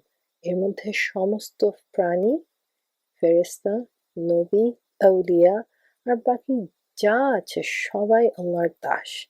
এখন নোট করে রাখেন, আল্লাহ আমার রব, আমার মালিক, আমার প্রভু, এবং আমি ওনার দাসী। প্রথমেই এই ব্যাপারটিকে আপনাকে মেনে নিতেই হবে। কোরআন খুললে প্রথম শব্দটি পড়লে প্রথমে আপনাকে মানতে হবে যে আমি এবং আপনি, আমরা সবাই আল-আমিন। ঠিক তো? আমাদের এক রব আছে, আমাদের এক মালিক আছে, এবং আমরা ওনার দাস বা গোলাম। প্রথমে স্বীকার করতে হবে যে আমি আল্লাহর দাস। নিজের বুদ্ধির দাসী হবেন না। বুদ্ধি আমার মালিক নয়। আমি আমার বুদ্ধি বা হৃদয়ের দাসী নই। যদি আপনার হৃদয় বলে যে বিছানা থেকে উঠতে ইচ্ছা করছে না, নামাজ পড়তে ইচ্ছা করছে না, তাহলে আপনি হৃদয়ের দাসী হয়ে গেলেন। আপনি তো বললেন যে আল্লাহ রব্বুল আলামিন। কোরআন খুলে আমরা এই প্রথম আয়া পড়েই তারপর সাথে সাথে ভুলে যাই। আরো গভীর শিক্ষা আসবে পরবর্তী অংশগুলোতে। তারপর চলুন, তো সে মাস্টার হয় সে কিছু আদেশ দেয় এবং দাসী সে আদেশ পালন করে। এখন যদি দাসী বলছে, আমি তো বুঝি না, আমি জানি না আমার মাস্টার কি বলছে, তাহলে সে কিভাবে গোলামি করবে? আমরা কোরআন খুলে সেসব শিখতে যাচ্ছি যে আমাদের মাস্টারের আদেশ কি, আমি ওনার দাস, আমি ওনার আদেশ অনুসরণ করতে, আমাদের সেই আদেশ অনুসরণ করতে হবে। যদি আমি কোনো প্রশ্ন করি তবে সেটা করা উচিত নয়। যখন আমরা এই সম্পর্কটা দেখি তখন বুঝতে পারি যে আমরা স্বাধীন নই, আমরা জীবনে যা ইচ্ছা তা করতে পারি না। কিভাবে কেউ বলতে পারে আমি আল্লাহর দাস, আমার ইচ্ছাও চলে না? দাস কখনো স্বাধীন হতে পারে না। এখন আমাকে যা করতে হবে তা হচ্ছে, আপনি মান্য করেছেন যে রব্বুল আলামিন, মুখে আমি 100 বার বলেছি, আপনি আলহামদুলিল্লাহ রব্বুল আলামিন বলেছেন কতবার নামাজে? কখনো কি ভেবেছেন আমি কি নিজের ইচ্ছায় পোশাক পরবো, নিজের ইচ্ছা মতো খাবো, কেউ কিছু বলতে পারবে না, তুমি এটা খেতে পারবে না, তুমি কি নিজের ইচ্ছায় জেগে উঠবে, আজান হচ্ছে তা হচ্ছে, আমি কিছু ভাবছি না, আমি যা ইচ্ছা দেখবো, আমি যা চাইবো শুনবো, কেউ কিছু বলতে পারবে না, কারণ আমার ইচ্ছা করছে, আমার মন তা চায়। এটা কি একজন দাসের কথা হতে পারে? প্রথমে আপনাকে সিদ্ধান্ত নিতে হবে যে আপনি আল্লাহর দাস কিনা, আপনি কি সত্যিই আল্লাহর দাস? প্রথমে এই সিদ্ধান্ত নিতে হবে। এরপর কোরআনে চলুন। যদি আপনি বিশ্বাস করেন যে আমি দাস, তবে আপনি এই আয়াতে ঈমান আনবেন। যদি প্রথম দিনেই আপনি বলেছিলেন আমি দাস নয়, আমি যা খেতে চাই, যা পান করতে চাই, যা দেখতে চাই, যা শুনতে চাই, আমি যে পোশাক পরতে চাই, যে জীবনে থাকতে চাই, যা খুশি করতে চাই, তাহলে আপনি প্রথম দিনই ঘোষণা করে দিয়েছেন যে আপনি দাস নন। এখন আপনি রোজার সময় কোরআন পড়েছেন এবং রোজার মাসে কোরআন খতমও করেছেন, অথচ আপনি জানেন না আলহামদুলিল্লাহি রাব্বিল আলামিনের মানে কি। আমাদের সবার জন্য এটি একটা চিন্তা করার ব্যাপার। প্রথমে নিজের মধ্যে সিদ্ধান্ত নেন, কনফেস করুন, ডিসিশন নেন যে আমি একজন দাস, তারপর আগে এগিয়ে চলুন। যদি আপনি বিশ্বাস না করেন তাহলে আপনি স্বাধীন হতে পারেন। কাফের মানুষও স্বাধীন, তারা ইচ্ছা মতো ঘুরেছে, তারা পুজো করেছে, তারা স্বাধীন, সবাই স্বাধীন। কিন্তু শুধু মুসলমানরা বলছে আমি আল্লাহর দাস, স্লেভ, গোলাম, আমার রব আল্লাহ, আল্লাহ রব্বুল আলামিন, আল্লাহ সকল জগতের রব, তাহলে উনি আমারও রব, আমাদের সকলের রব। রবের প্রথম অর্থ হলো মালিক বা মাস্টার। দ্বিতীয়টি লিখুন, রবের মানে হলো মুরব্বি। মুরব্বি মানে কি? কেয়ারটেকার, যিনি আমাদের খেয়াল রাখেন, পালক, যিনি আমাদের যত্ন করেন। তিনি পালক, সমস্ত জগতের রব, তিনি তাই মুরব্বি। কে মুরব্বি? আল্লাহ। তিনি দেখাশোনা করেন, যত্ন নেন, তিনি শুধু সৃষ্টি করে আমাদেরকে ফেলে রাখেননি, তিনি আমাদের পালনও করছেন। পালন শব্দটি আমরা কার সাথে ব্যবহার করি? আমরা কখনো বলি না যে আমাদের প্রতিবেশী পালক, আমার বন্ধু পালক, এই ডাক্তার আমার পালক। মা হলো পালক। মা যখন বলে আমি আমার সন্তানকে পেলেছি বা পালছি, তখন পালন থেকে আমরা কি বুঝি? তা হলো সে সন্তানকে বড় করে তোলে, তার যত্ন নেয়, সে তাকে খাওয়ায়, পান করায়, নিরাপত্তা দেয়, চেক করে যে তার সন্তান সঠিকভাবে বেড়ে উঠছে কিনা, সে নিশ্চিত করে যে তার সন্তান কোনো কষ্ট পাচ্ছে না, তার সন্তানের যেন ঠান্ডা বা গরম না লাগে, তার সন্তান যেন নিরাপদে থাকে, প্রোটেকশনে থাকে। মা সঠিকভাবে তার পরিচর্যা করে। এটি মুরব্বি শব্দের অর্থ। আল্লাহ আমাদের পালক, তিনি আমাদের পালন করেন, আমাদের যত্ন নেন, আমাদের শারীরিক ও মানসিক অবস্থার প্রতি খেয়াল রাখেন।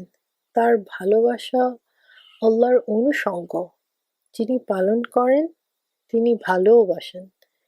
এরপর রবের তৃতীয় অর্থ হলো সৈয়দ, যিনি ইনচার্জে আছেন। চতুর্থ অর্থ হলো মুনঈম, এর মানে হলো যিনি নেয়ামত দান করেন। কিন্তু পৃথিবীর কোনো আকা বা সর্দার তার দাসীকে নেয়ামত দান করে না, তাকে পালে না। তাই রবের অর্থ শুধু মালিক লিখলে হবে না, বাকি অর্থ যা আমি আপনাকে বলছি সব এর মধ্যে অন্তর্ভুক্ত।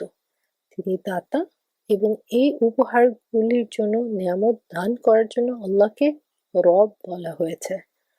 পঞ্চম অর্থ হলো আল কয়্যিম, এর মানে হলো যিনি আমাদের অবস্থান বজায় রাখেন।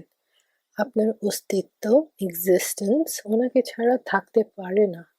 দেখুন, তিনি আপনার হৃদয় চালাচ্ছেন, তাই আপনার হৃদয় চলছে। আপনার শ্বাস প্রশ্বাস নিয়ন্ত্রণ করছেন, তাই আপনার শ্বাস চলছে।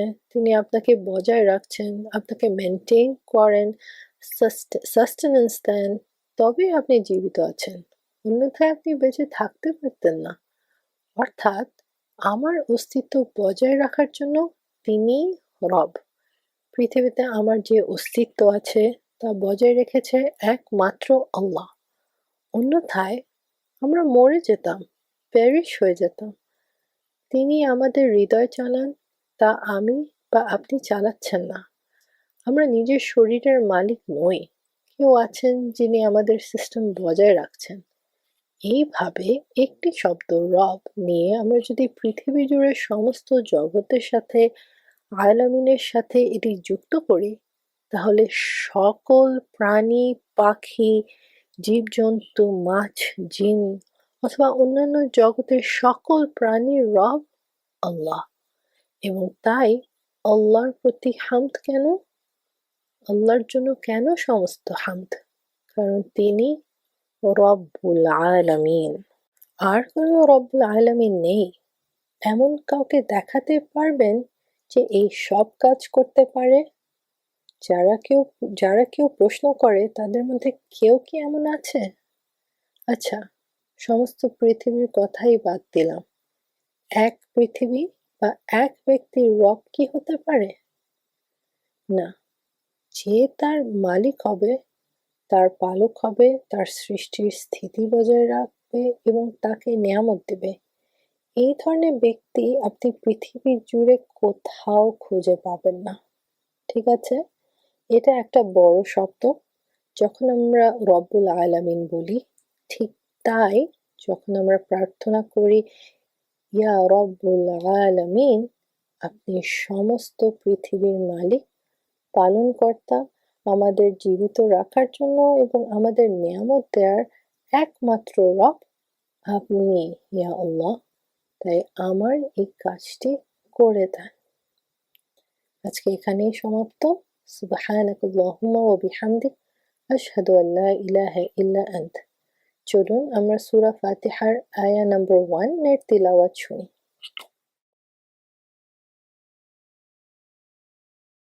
أعوذ